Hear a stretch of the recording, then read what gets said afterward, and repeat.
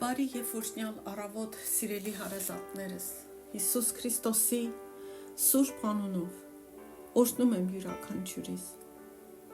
Տեր Աստված, Հայր, Քրիստոսի սուրբ անունով խնդրում եմ, որպեսզի կրակ վառես քո խոսքի հանդեպ մեր սրտում, ծարավ դնես,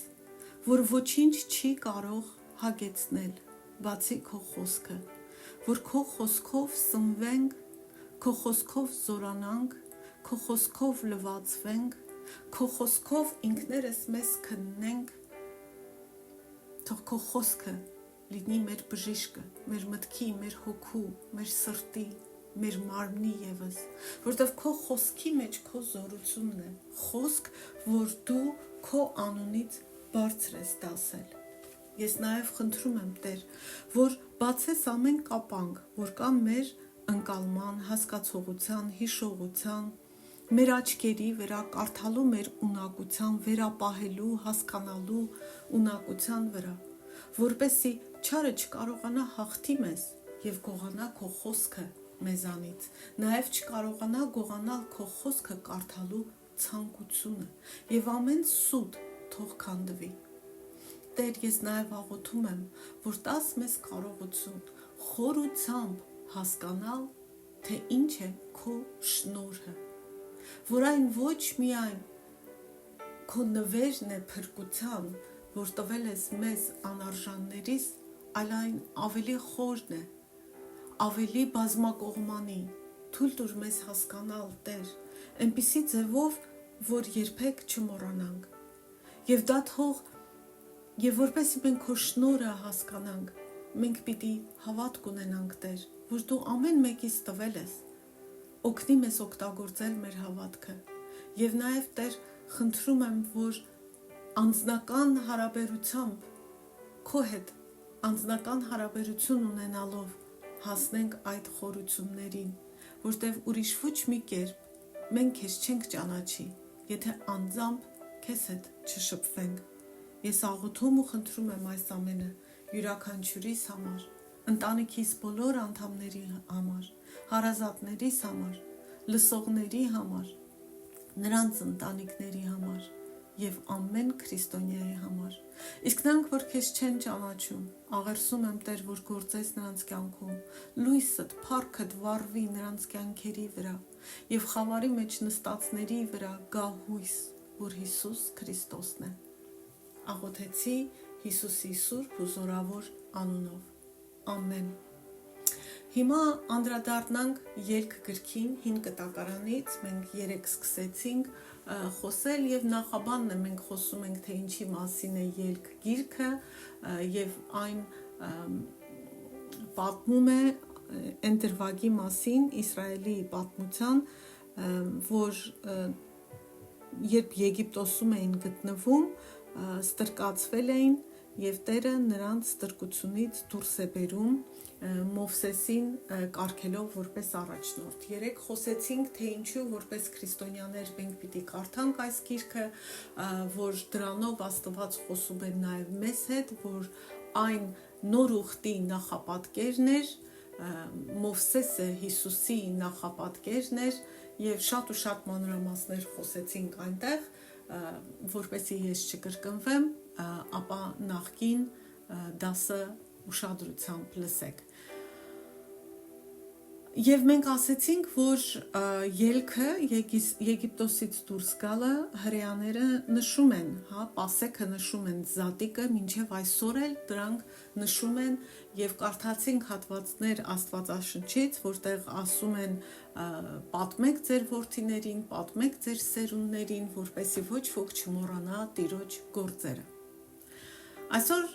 խոսելու ենք այն մասին, որ մարգարեները, այսինքն այն մարդիկ, ում բերանում Տերը խոսք էր դնում և ասում էր խոսեք իմ անունից ժողովրդի հետ, դրանք կոչվում են մարգարեներ,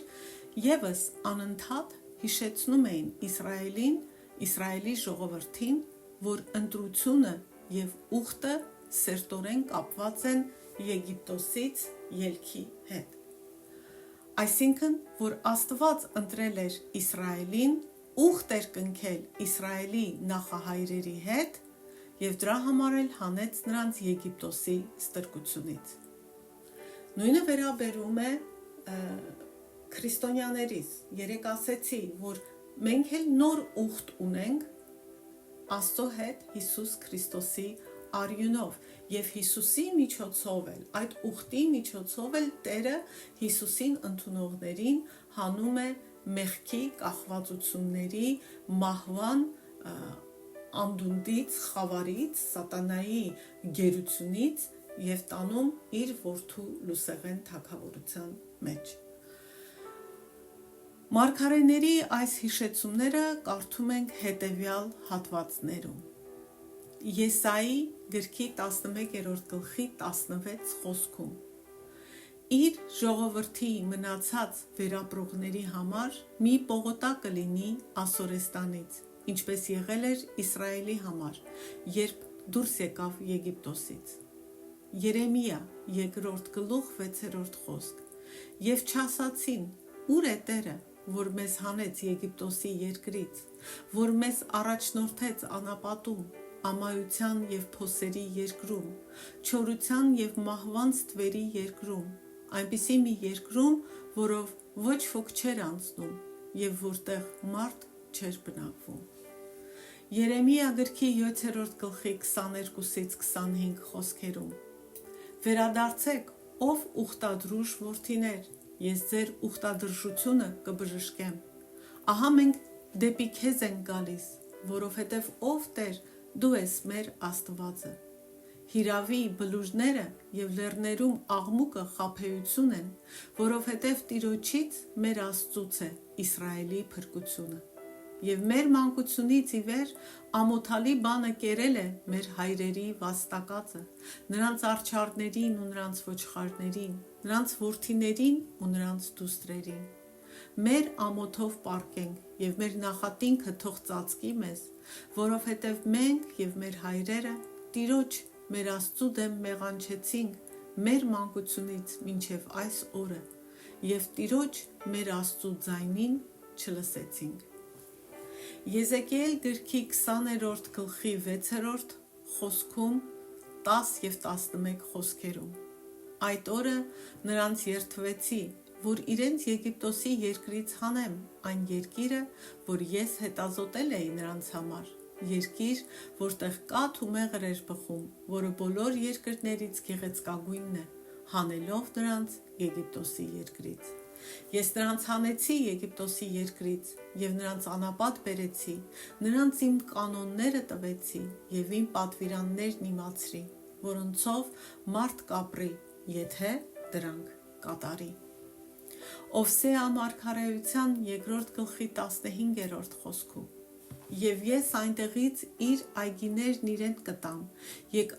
Աքովրի ձորը հույսի դուռ կանեմ, և նա այնտեղ կպատասխանի իր մանկության օրերի պես և Եգիպտոսի երկրից իր դուրս գալու օրվա պես։ Ովսե գրքի 11-րդ գլխի 1-ին խոսքում։ Երբ Իսրայելը մանուկ էր, ես սիրում էի նրան և Եգիպտոսից կանչեցի իմ որդուն։ Ամովս գրքի 2-րդ գլխի 10-րդ խոսքում։ Եվ ես ձեզ հանեցի Եգիպտոսի երկրից և 40 տարի ձեզ անապատում առաջնորդեցի, որպեսզի ժառանգեիք ամորհացիների երկիրը։ Ամովսի 3-րդ գլխի 1-ին խոսքը։ Լսեք այս խոսքը, որ Տերը խոսել է ձեր դեմ, ով Իսրայելի որդիներ, այն ամբողջ սերնդի դեմ, որ հանեցի Եգիպտոսի երկրից։ Միքիա գրքի 6-րդ գլխի 4-րդ խոսքը, որովհետև ես քեզ Եգիպտոսի երկրից հանել եմ, ստրկության տնից քեզ փրկեցի, քո առաջ եմ ուղարկել Մովսեսին, Ահարոնին և Մարիամին։ Մարիամը այստեղ դա Մովսեսի քույրն է։ Եվ Անգե գրքի 2-րդ գլխի 5-րդ խոսքում։ Ըստ այն խոստումի, որ տվել եմ ձեզ, երբ դուրս եք գալիս Եգիպտոսից, իմ հոգին մնում է ձեր մեջ, մի վախեցեք։ Ինչպես ասեցի, սա կարևոր է, այս հատվածները ես կարդացի, որ հասկանանք ելք գրքի կենտրոնական կարևորությունը մեր հավատքի հարցում։ Ինչու է սա կարևոր մեզ քրիստոնյաներիս համար։ 5 տակարանում Աստծո ժողովրդի ելքը Եգիպտոսից նույն նշանակությունն ունի, ինչ Քրիստոսի մահն ու հարությունը նոր կտակարանում քրիստոնյաներիս համար։ Ճիշտ այնպես, ինչպես Իսրայելը Զատիկի տոնի ժամանակ նշում է իր ազատագրումը եգիպտական գերությունից, քրիստոնյաներս նշում ենք մեր մեղքերից փրկագնումը Տիրոջ ընթրիքի ժամանակ, երբ ընդունում ենք հացն ու գինին, հիշելով Հիսուսի մահն ու հարությունը, իր զոհողությունը և վերահաստատում ենք մեր ուխտը Աստծո հետ, նոր ուխտը, այսպես կնքված Քրիստոսի արյունով։ Սրա մասին մենք կարդում ենք Ղուկաս ավետարանի 2-րդ գլխի 22-րդ գլխի 1-ից 20 խոսքերով։ Մոտեցավ բաղարջակերած տոնը, որ Զատիկ է կոչվում։ Քահանապետներն ու դպիրները առիթ էին փնտրում, թե Հիսուսին ինչպես սպանեն, որովհետև ժողովրդից վախենում էին։ Եվ Սատանան մտավ Իսկարիովտացի կոչված Հուդայի մեջ, որ 12-ի թվում էր, այսինքն 12 աշակերտները Քրիստոսի։ Նա գնաց քահանապետների և իշխանավորների հետ խոսեց, թե նրան ինչպես մատնի նրանց։ Նրանք ուրախացան ու խոստացան արծաթ տալ նրան։ Նա էլ խոստացավ ու հարմար առիթ էր փնտրում, որ ամբոխից հեռու Հիսուսին մատնի նրանց։ Եվ եկավ բաղարջակերած տոնը, երբ պետք էր զատկական գառը մորթել։ Հիսուսը Պետրոսին և Հովհաննեսին ուղարկեց ու ասաց. «Գնացեք, մեզ համար զատկական ընթրիքը պատրաստեք, որ ուտենք»։ Նրանք ասացին. «Որտե՞ղ ես կամենում, որ պատրաստենք»։ Եվ Հիսուսն ասաց նրանց. «Ահա երբ քաղաք մտնեք, ձեզ մի մարդ կպատահի, որ ջրիկ ուժ է տանում, գնացեք նրա հետևից այն տունը, ուր ինքը կմտնի, և տանտիրոջն ասեք. վարդապետը քեզ ասում է, որտեղ է այն օթևանը, ուր ես իմ աշակերտների հետ Զատիկի ընթրիքը պիտի ուտեմ, և նա ձեզ հարդարված մի մեծ վերնատուն ցույց կտա, այնտեղ էլ կպատրաստեք»։ Նրանք գնացին, գտան ինչպես որ Հիսուսն ասել էր, ու Զատկի ընթրիքը պատրաստեցին։ Երբ ժամը հասավ, Հիսուսը սեղան նստեց, 12 առաքյալներն էլ նրա հետ։ Նրանց ասաց. «Շատ ցանկացա իմ չարչարվելուց առաջ, այսինքն խաչի վրա չարչարվելուց առաջ, այս Զատիկի ընթրիքը ձեզ հետ ուտել»։ Եվ ուտելով իրենք հիշում էին այն, ինչ որ տեղի էր ունեցել Եգիպտոսում, բայց նաև Հիսուսը նախանշանն է տալիս նոր ուխտի, այն, ինչ որ տեղի էր ունենալու խաչի վրա։ Որովհետև ասում եմ ձեզ, սրանից այլևս երբեք չեմ ուտելու, մինչև որ այն կատարվի Աստծո արքայության մեջ։ Եվ Հիսուսը հաստատեց հաղորդության կարգը, և բաժակը վերցրեց գինու, գոհություն հայտնեց ու ասաց. «Առեք սա ու ձեր մեջ բաժանեք, քանզի ասում եմ ձեզ, որդատունկի բերքից այլևս չեմ խմելու, մինչև որ Աստծո արքայությունը չգա»։ Եվ հացը վերցնելով գոհություն հայտնեց, կտրեց ու նրանց տվեց և ասաց. «Այս է իմ մարմինը, որ ձեզ համար է տրվում, այս արեք ի հիշատակ ինձ»։ Նույն կերպ էլ ընթրիքից հետո բաժակը վերցրեց գինու ու ասաց. «Այս բաժակը նոր ուխտն է իմ արյունով, որ ձեզ համար է թափվում»։ Ուրեմն հաղորդությունը ի կատար է ածում Եգիպտոսից ելքի Զատիկի իմաստը, փրկությունը, և երբ հաղորդություն ես ընդունում, դու ընդունում ես Հիսուսի արյունով փրկությունը, նրա վերքերով բժշկությունը, և քո ուխտն ես նորոգում նրա այդ գինիով, նրա արյունով, և հիշում ես Հիսուսին, նրա արած զոհողությունը և սպասում նրա վերադարձին, ապաշխարելով քո բոլոր մեղքերից։ Առաջին Կորինթացիների 11-րդ նամակի 11-րդ գլխի 23-ից 26 խոսքերն էլ խոսում են հաղորդության մասին, կարդանք. Ես Տիրոջից եմ ստացել այն, ասում է Պողոս առաքյալը, ինչ ձեզ եմ ավանդել։ Տեր Հիսուսը այն գիշեր, երբ մատնվեց, հացը վերցրեց և գոհություն հայտնելուց հետո կտրեց ու ասաց. «Այս է իմ մարմինը, որ ձեզ համար է, այս արեք իմ հիշատակի համար»։ Նույն կերպ ընթրիքից հետո բաժակը վերցրեց ու ասաց. «Այս բաժակը նոր ուխտն է իմ արյունով, քանի անգամ որ խմեք, այս արեք իմ հիշատակի համար։ Քանի անգամ որ հացը ուտեք և այս բաժակը խմեք, Տիրոջ մահն եք պատմում, մինչև որ նա գա»։ Քրիստոնյաներիս համար Եգիպտոսը ոչ թե ֆիզիկական երկրի մասին է, այլ մեղքի, կռապաշտության, Աստծուց բաժանված լինելու,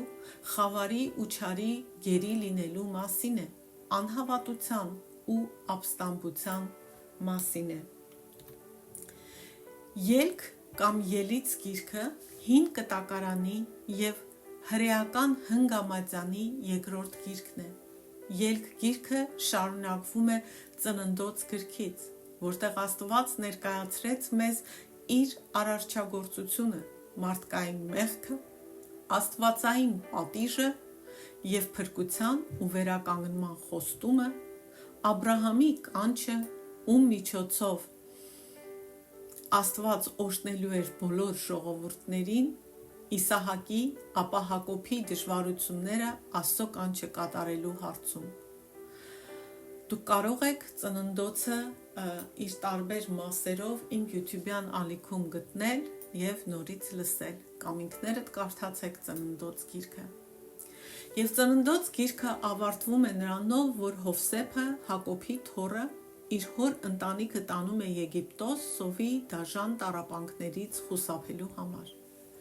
Ելք գիրքը շարունակում է Հակոբի սերունդների պատմությունը Եգիպտոսում, այժմ նոր փարավոնի իշխանության ներքո, և հիմա Իսրայելի ժողովրդին դիտարկում են որպես վախենալու օտարերկրացիների, այլ ոչ թե Հովսեփի սերունդների, ում միջոցով ողջ Եգիպտոսը ինքն էլ փրկվեց սովից։ Ամեն բան մոռացել էին։ Հովսեփի գործած բարիքը ամբողջովին մոռացվել էր։ Այսպիսով Իսրայելը դարձավ ստրուկ աշխատող Եգիպտոսում։ Մենք դա կտեսնենք Ելք գրքի առաջին գլխում։ Ծնվում է Մովսեսը, և փարավոնը լցված ատելությամբ հրահանգել էր, որ բոլոր իսրայելացի առաջնեկ տղաներին սպանեին։ Աստված մանուկ Մովսեսին ազատում է մահվան վտանգից, և նա մեծանում է փարավոնի արքունիքում, որպես փարավոնի դստեր որդու։ Այստեղ էլ մենք տեսնում ենք նախապատկերը Քրիստոսի, որտեղ երբ որ Քրիստոսը 2 տարեկան էր, Հիսուսը նորից հրահանգ էր տրվել սպանելու Իսրայելի բոլոր առաջնեկներին, փոքր տղաներին, որպեսզի կարողանային Հիսուսին էլ սպանել։ Այստեղ էլ տեսնում ենք այդ նույն նմանությունը։ Ահա թե ինչու է կարևոր մեզ համար այս գիրքը։ Այնուամենայնիվ, Մովսեսը հոգ էր տանում իսրայելցիների մասին, չնայած նա մեծանում էր փարավոնի պալատում։ Փորձելով պաշտպանել իսրայելցիներից մեկին, Մովսեսը սպանում է մի եգիպտացու։ Այսպիսով, Մովսեսը ստիպված էր փախնել Եգիպտոսից ու գնում է Միդիանի անապատ, որտեղ նա վտանգից ազատում է 7 հովիվ աղջիկների։ Մովսեսը բնակություն է հաստատում նրանց մեջ և ամուսնանում հովիվ աղջիկներից մեկի հետ։ Այնտեղ Աստված կանչում է Մովսեսին Հորեբ կամ Սինա լեռան այրվող թփի մոտ և ուղարկում նրան ետ Եգիպտոս, իսրայելցիներին Եգիպտոսից փրկելու համար։ Սա կկարդանք գրքի 2-4 գլուխներում։ Հիմա եթե նկատում եք, ես իմի եմ բերում գիրքը, որպեսզի իմանանք ինչ ենք կարդալու, որ ավելի հեշտությամբ հիշենք և հասկանանք։ Իր եղբայր Ահարոնի հետ Մովսեսը բախվում է համառ փարավոնի հետ, որը հրաժարվում է ազատ արձակել իսրայելցիներին։ Երբ փարավոնը ավելի տառապալի է դարձնում իսրայելցիների կյանքը նրանց ազատելու փոխարեն, իսրայելցիները սկսում են բողոքել ու տրտնջալ Մովսեսից, մեղադրելով Մովսեսին իրենց տառապանքի համար։ Աստված օգտագործում է սա որպես հնարավորություն ինքն իրեն բացահայտելու իսրայելցիներին, փարավոնին եւ եգիպտացիներին, ինչպես նաեւ Աստվածաշնչի միջոցով, երկգլխի միջոցով մեզ։ Մենք այստեղ նաեւ սովորում ենք, որ մենք Աստծո ուղարկված առաջնորդներից բողոքում ենք, որտեղ նրանք անում են բաներ, որ մեր սրտով չեն, եւ երբեմն մեր իրավիճակները ծանրացնում են Աստծո կամքը կատարելու համար, բայց մենք տրտնջում ենք։ Երբ մենք տրտնջում ենք մեր առաջնորդների դեմ, կլինի երկրի առաջնորդ, եկեղեցու առաջնորդ, մենք տրտնջում ենք Աստծո դեմ, որովհետեւ Աստված է կարգում բոլոր առաջնորդներին իր նպատակների համար։ Եթե մենք դա չենք հասկանում, մենք տրտնջում ենք Աստծո դեմ։ Աստված պատուհասներ է բերում Եգիպտոսի վրա, որպեսզի փարավոնը հնազանդվի, հասկանա Աստծո զորությունը եւ ազատի Իսրայելին, բայց փարավոնը համառորեն հրաժարվում է իսրայելցիներին ազատ արձակել, բաց թողնել, մինչև որ իր առաջնեկ որդին եւ ամբողջ Եգիպտոսի ավագ որդիները մահանում են վերջին պատուհասի ժամանակ, որպես Աստծո պատիժ։ Այս 10-րդ պատուհասը, որ Աստված բերում է Եգիպտոսի վրա, դառնում է իսրայելցիների կենտրոնական կրոնական տոնակատարությունը, զատիկի ու բաղահարջահացի տոնը, բաղահարջահացի տոնը, որը մինչև օրս նշվում է եւ հիշեցնում է իսրայելցիներին Աստծո գերագույն փրկության գործը, ստրկությունից հանելը նրանց եւ լցնում նրանց գոհունակությամբ եւ ուրախությամբ։ Մենք սա կտեսնենք ու մանրամասն կքննենք 5-ից 13 գլուխներում։ Նրանք նշում են զատիկը, որ փրկվեցին Եգիպտոսի ստրկությունից, մենք նշում ենք զատիկը, որ Հիսուսը մեզ փրկեց մեղքի եւ մահվան ստրկությունից։ Նույն բանն է, հիշեք, Եգիպտոսը իրենից ներկայացնում է ստրկություն մեղքին ու մահվան։ Երբ Իսրայելը փախչում էր Եգիպտոսից, փարավոնը կրկին դիմադրեց ու որոշեց հետապնդել նրանց եւ իր բանակը տարավ նրանց ետևից։ Կարմիր ծովի կամ թերևս ավելի բառացիորեն Եղեգնյա ծովի հրաշքը դարձավ Իսրայելի պատմության ամենամեծ պահը, այն պահը, երբ Աստված իր համար ազգ ստեղծեց, նրանց ազատելով երկրի վրա այդ ժամանակ ամենաուժեղ ռազմական ուժից, երբ Աստված Իսրայելին առաջնորդեց ծովի բաժանված ջրերի միջով, ապա կրկին ջրերը ետ բերեց Աստված, երբ եգիպտացիները փորձում էին ծովի միջով հասնել իսրայելցիներին ու կոտորել նրանց։ Փոխարենը Աստված կոտորեց եգիպտացիներին ծովում իրենց Աստծո դեմ ապստամբ լինելու պատճառով, քանի որ եգիպտացիները ապստամբել էին իրական Աստծո դեմ։ Սա կտեսնենք 14-րդ գլխում։ Շարունակությունը վաղը կշարունակենք եւ հույս ունեմ այդպես կավարտենք նախաբանը։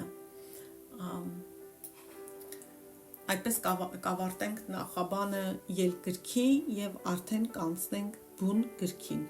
եւ մեկնաբանությանը։ Աստված օրհնի ձեզ, թող Տերը իսկապես ծառավ հետաքրքրություն, ցանկություն դնի ձեր սրտում, որպեսի սպունգի պես ներծծեք ելգիրքը, հասկանաք եւ ձեր հավատքը զորանա, ձեր աչքերից շղարշները թափվեն եւ դուք փառք տաք Աստծուն, գոհանաք Աստծուց, տեսնելով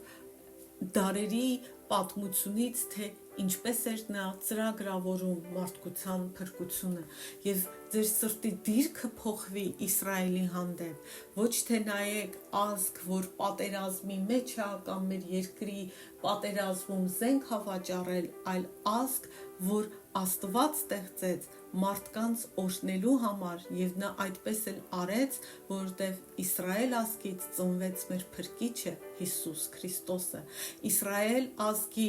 ներկայացուցիչների միջոցով, որ առաքյալներն էին, որ Մարիամն էր, Աստծո խոսքը եկավ հասավ մեզ։ Հիսուսի անունով թող օրհնյալ լինի Իսրայել ազգը Աստծո ընտրյալ ազգը, եւ թող ապաշխարություն գա այդ ազգի վրա, Տիրոջ զայրույթը հեռանա նրանցից, եւ գա այն բարի օրը, երբ նրանք կընդունեն Քրիստոսին որպես իրենց Տեր ու Փրկիչ եւ միակ Թագավոր։ Ամեն։